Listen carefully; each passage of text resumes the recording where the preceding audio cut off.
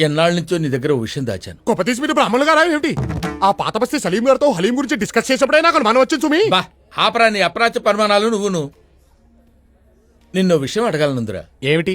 నువ్వు ఎప్పుడైనా ఎవరినైనా ప్రేమించావురా? ప్రేమ? నేనా? మనం కూడా ప్రేమించొచ్చా గురువు గారు? ఏ మనం ఎందుకు ప్రేమించకూడదు? అంటే చరిత్ర చూసుకుంటే సలీము అనార్కలి, రోమియో జూలియట్టు, లైలా మజ్ను ఎంతసేపు వాళ్లే ఉన్నారు గాని మన వాళ్ళు ప్రేమించినట్టు ఎక్కడా దాఖలాలు లేవే. చరిత్రదే ఉందిరా, చింపేస్తే చిరిగిపోతుంది.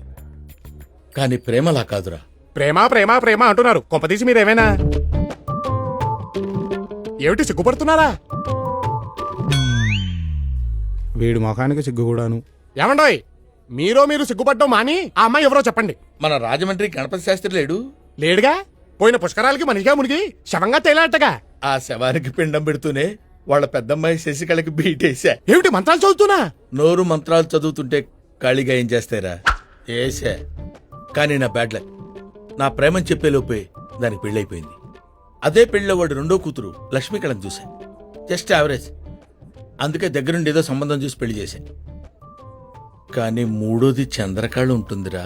ఇంకది కూడా మిస్ అవుతాయి, మీకు మిగిలేది తల్లే. ఆ టెన్షన్ నాకు ఉందిరోయ్. అందుకే సంవత్సరం క్రితం తల్లి కూతురు ఇద్దరిని సనత్రకు షిఫ్ట్ చేశా. Please do subscribe and like. Support me my channel.